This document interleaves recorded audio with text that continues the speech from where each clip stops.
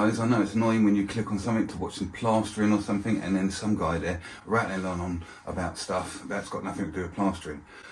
So yeah, we've been away for the last week or so because we got married. It was a fantastic day and everything, and yeah, it was really good. So this week, we got married on Saturday. Today is Saturday, yeah, literally it's a week ago. So I had a couple of little jobs that I needed to get back in, so I went back to work on Wednesday. I didn't record that one. Did a little retaining garden wall, and there's this job as well. So I didn't have anything in for Friday, and if you're familiar with the channel and the other guy that I work for, Jasper the Emperor, I gave him a call, said, "Oh, I've got a spare day Friday, do you need me for anything?" And we could have gone back to the Oxford job, but we got Dan and Matt, okay, and these are a couple of guys that Jasper uses quite a bit, and they're doing a really good job, to be honest with you. They're picking up, they're getting a lot of work in and stuff. So this is the first time I went in on Dan's job, and in the video I do mention Dan is like Jasper the Emperor's Darth Vader, but really think about it now, because I'm just editing the video, I'm just finishing it off and just putting these last little bits and pieces on it.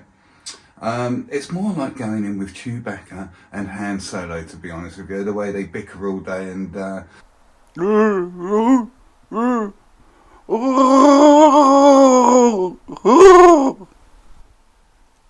I don't care what you smell, go and plaster that cupboard.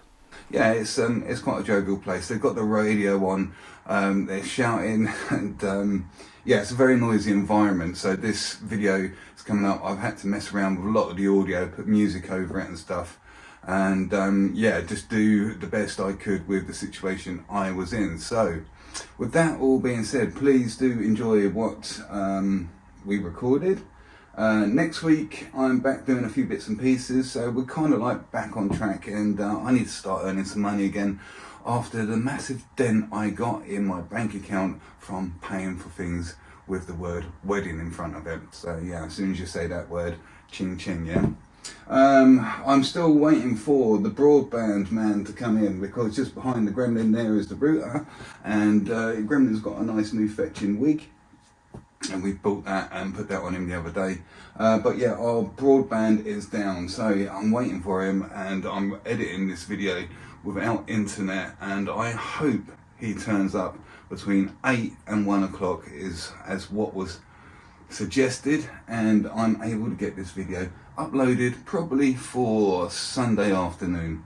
If not, I'm gonna have to use my phone, mobile data, which could take hours. Anyway, that's what we're up to. So guys, yeah, please enjoy the video. I just made it up as we went along. It's just what happened that day. So yeah, alright guys, enjoy it, and I'll catch you on the next video. Guys, it's really early. It's like 5:30 in the morning, and we're up to go to work. And guess what? Why would we normally be up for this time? Who could we be working for? Do you know what? Turns out it's not Jasper the Emperor. It's the Darth Vader to the Emperor, which is known as Jasper, and it's his new apprentice, Dan. And he's the reason why we're getting to work. By 6 o'clock in the morning, we're going to Maidenhead. So, you know, he's taking a leaf out of Jasper's book and getting there and starting. Because, you know, he's just following in Jasper's footsteps, it would appear. Let's go to work. It's in Maidenhead. It's doing some stuff in the room. At this point, that's all we know. So let's get there and find out. There's lights in here. Alright, grab the lights on it. Okay, so here we are inside the room that has been designated with my name on it. And it's a fairly old property that's been done up, as you can see. And in here we've got a bit of a combination of plasterboard. The ceiling has been plasterboarded because we've got these cracks in there. Might be a bit hard to tell with the light, but I was wondering, it could be around the age where it could be a plaster and marble, but you can see the telltale cracks in the plasterboard, so that ceiling is plasterboarded. So basically, there's a bit of straightening out and stuff. We're going to start learning the room. First things first is to get some scrim tapes up where necessary, cracks in the ceiling, all down the edges where plasterboard join up. You know the drill.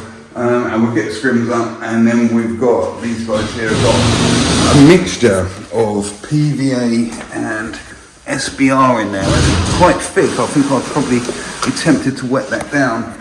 In old property such as this, and looking at this ceiling, you could possibly have a bonding issue if it's got lime wash or distemper paint on it, but I've been up there and tested it, and it seems pretty good to me. It seems quite stable, so it's always a good idea to test ceilings especially. Sometimes, very rarely, you might find distemper on walls. More often than not, if it isn't a property, it's on the ceilings. So, without going on too much, let's get some scrims up, and as we start scrimming up, PVAing, we'll start noticing things where they might need flattening out, etc.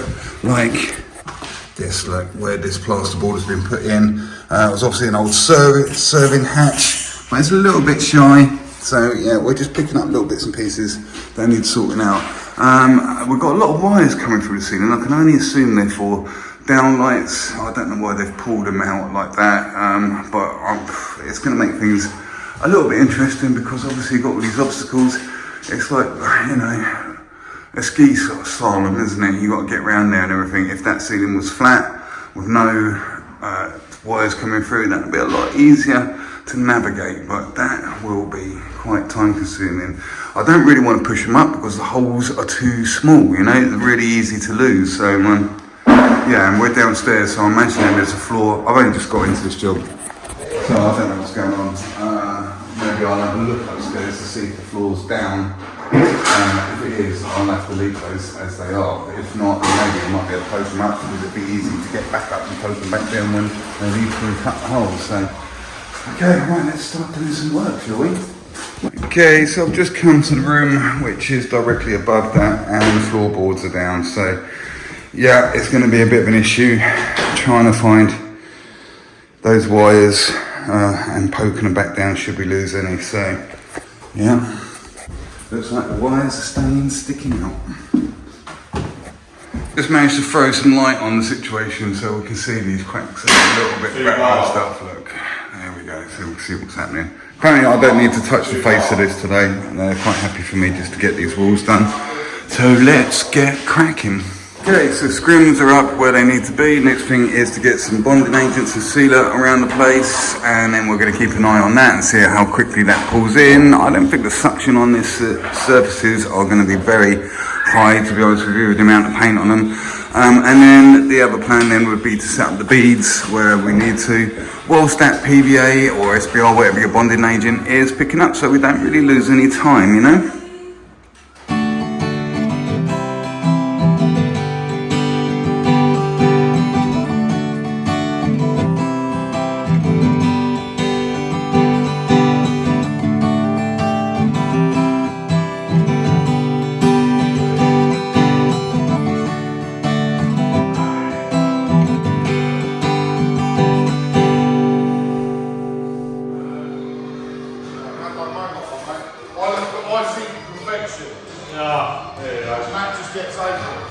Okay, quite often I use staples to put beads up and scrim and stuff, but since they've got a big bucket of plaster already knocked up, I'm going to nick the hole full and I'm going to stick these beads up with multi-finish.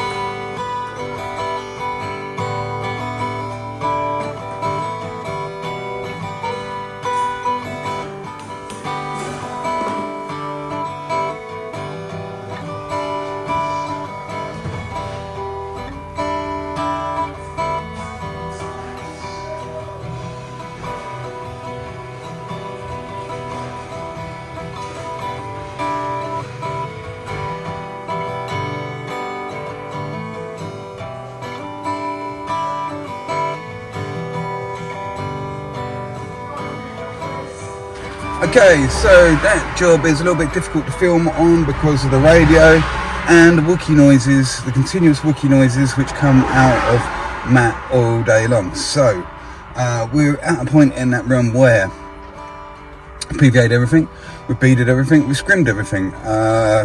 Scrimmed, PVA'd and beaded in that order tends to be the best order to do things when you're faced with a room such as that one. I did pay attention to the ceiling and the walls because it was their PVA I'm using. I did water it down a little bit because I wanted a little bit thinner to get into that surface rather than creating the skin on top. And apparently it's a mixture of SBR and PVA. So observing what was going on, by the time I'd finished putting those beads up, I had a little look at the walls and the PVA was still quite tacky on there, but the PVA on the ceiling had pulled in quite a lot. So I thought, you know what, I want all these walls and everything to go off regulated. So I did give it another quick PVA, multiple coats of PVA, will cut suction more and more and more. Oh, another bit of good news. I've just been speaking to the builder and all those wires for the spots lights, they're all mapped out so we can push them up out the way and just go over them like they're not there now, cut them a little bit later on in the project of the job, which is a proper Brucey bonus for me because navigating around all those wires is quite a time consuming ordeal. Okay, let's start plastering then. I think what I'm going to do is knock up enough for just the ceiling, but overcook it because there's loads of places that we can lose any extra gear in there, straightening up joints, etc., old serving hatches and all that stuff. So let's knock up and out, guess it, overguess it, and see how we go.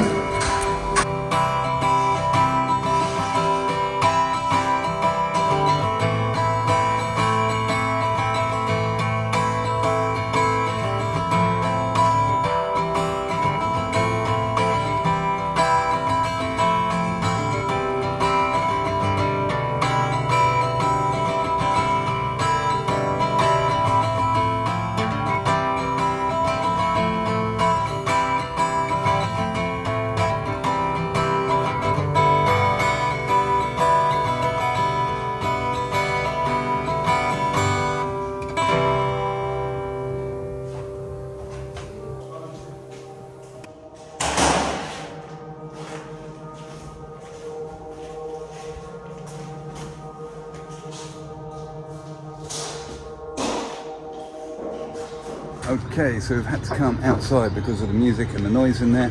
So in that room, we've got the ceiling on, flattened that in, and we've dubbed out a few bits and pieces that look dodgy in there as well.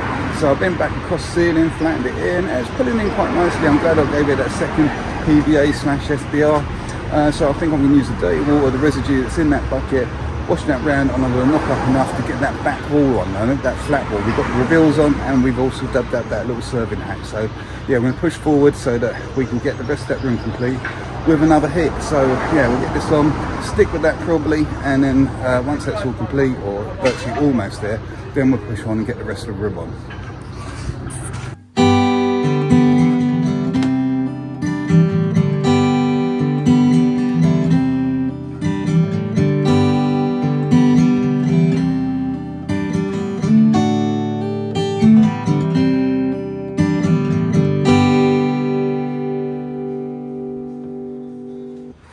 Okay, so backing out the front quickly, that back wall is on, and I did have a little bit, and I laid those reveals down in that little window on the side. One thing to note on those reveals, it looked like they were glossed, which is I think something they used to do back in the day, probably to have a shiny surface there to allow more light through. That's probably the idea. But the problem is there's hardly any suction on that whatsoever. So I'm happy that we got those reveals on in the beginning rather than the end, because if we'd left them to the end, we'd be waiting forever for them to go off because there's no suction on them. So what we're probably going to do now is use that dirty water again, and I'm going to knock up enough just to get a tight coat, a second coat onto that ceiling right now.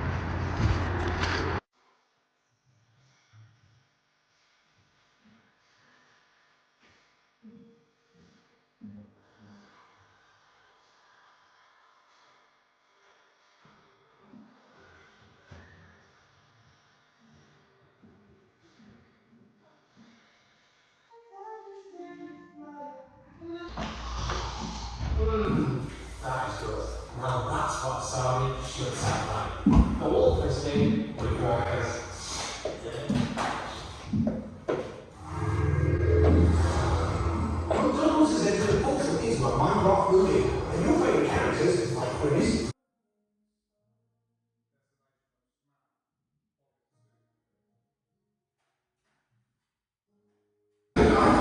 Okay, we're all looking pretty in here, and all we're going to do is just see this home by troweling it up here the way I just showed you in the footage. It's actually quiet in here for a minute. It's like a nightclub at 7:30 this morning.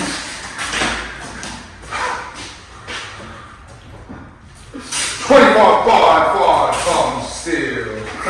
Printed by carbon steel trowel. I don't know where it is, it's around here somewhere. Where is it? Where is it? It's so big. There's the 20x5 carbon steel trowel by Marshall. There's the famous quote.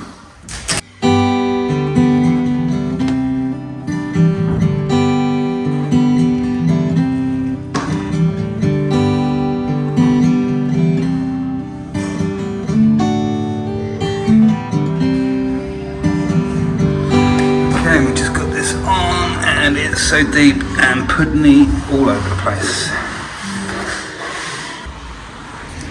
Okay, so we're back out here again because of the noise from the radio when those two get going, Wookie noises. So yeah, you can see those surfaces in there aren't really ideal for setting over, and you will need a certain amount of experience to deal with something like that. Now you could throw your toys out the pram and say, look, this needs bonding out and stuff like that, or you can deliver what the builder wants, you know, and it's a quick turnaround, it's financially viable and stuff.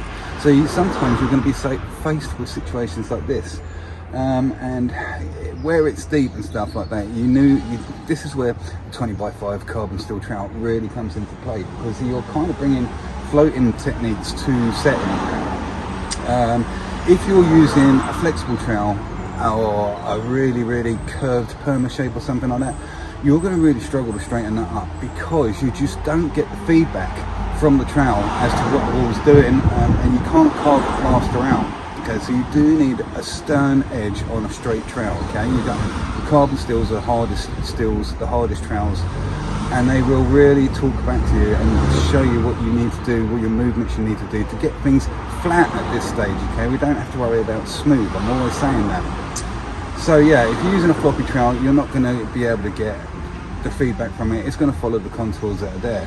But one rule of thumb when you are dealing with something where it's so deep and textured and all these different surfaces on there, is basically, obviously, common sense. Knock your plaster up a little bit thicker in the first place, and give it maybe that first coat, get that first coat under control, give it maybe 2 flattens if you need to, and get that. The flatter you get that first coat, the bigger the window of opportunity there is for getting that second coat down. Because if you leave it all with trowel marks on it and everything, you need to get back on it sooner rather than later. If you get it in a really good condition, you can let that pick up a little bit further, because it is in a good condition, and it's not going to be that much trouble to get the second coat on it. The second coat's going to go on much more regulated.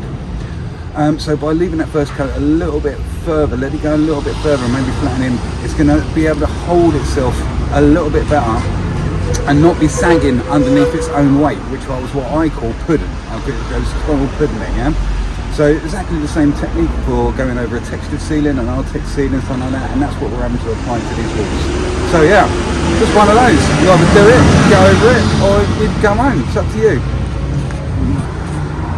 So just quickly, another little point whilst we're here. I'm quite glad we used more of a PVA to seal these walls up and be our bonding agent rather than SBR, because as I say, SBR tends to kill the suction a little bit too much for my liking in some situations, and I think this is a situation because of the depth of those walls and everything. I'm using the suction that already exists in that surface to draw some of that moisture out of that plaster and send it off a little bit quicker and getting it to firm up that little bit quicker. If there was SBR on there and the suction had been completely killed, it's going to cause more sagging basically, and for a longer period of time. Okay, so everything seems to be holding itself together quite nicely. We've got a little bit of dirty water in the bucket, and I'm going to use that to knock back into this mix, which is going to put the second coat on all this puddingy first coat, which has picked up quite nicely. It's ready to go. So here's the first coat, which has firmed right up. As you can see, put my finger in it, it's not really making many dents. So there's the first coat down here, and up here is the second coat, the fresh coat that's gone over the top. Although there's still quite a bit of pudding in there, you can see the shape now, because the first coat is holding itself together. the second coat has gone over, although there's a couple of little air bubbles there. Okay, so I've just turned the radio off for 10 seconds just to explain now that this is the second coat that's gone on, the laying down coat, and that has not been flattened in. That's how it's gone on, because we flattened that first coat out a little bit more and left it a little bit more time, which has allowed us to get a really nice regulated second coat over everything. So, you know, it doesn't pay to work neater. It will speed you up, even if your movements are slower.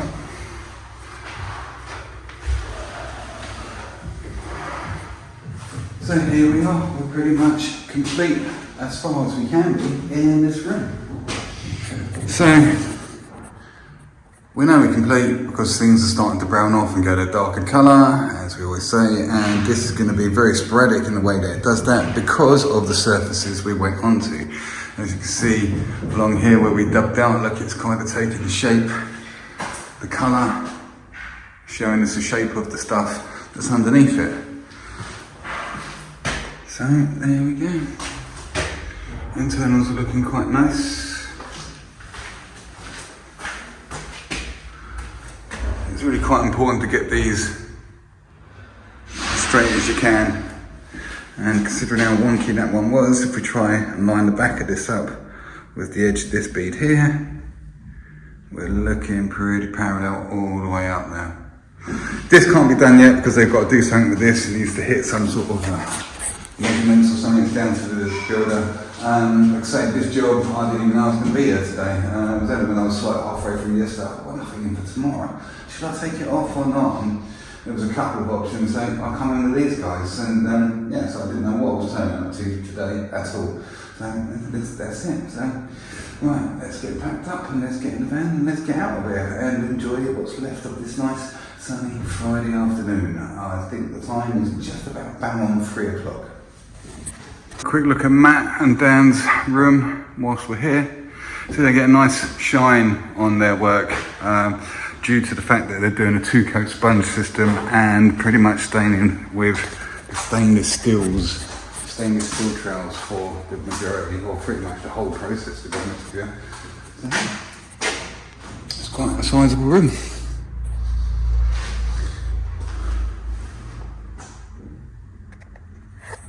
Whilst we're here as well, so this is that area I kept concentrating on because it was particularly thick and puddingy and the surface was all over the place. So we can see the way this is browning off, yeah? And it looks quite unsightly at the moment, but like I say, it's because of the different depths.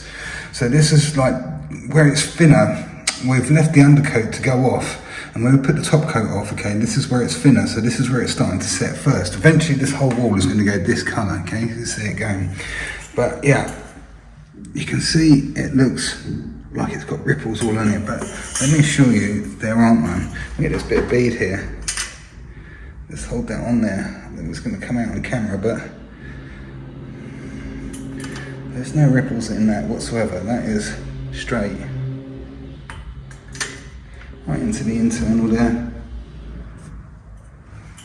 So you can see any undulation this side. Every part of that is pretty much touching. There's hardly anything in it at all. Let's have a look up here.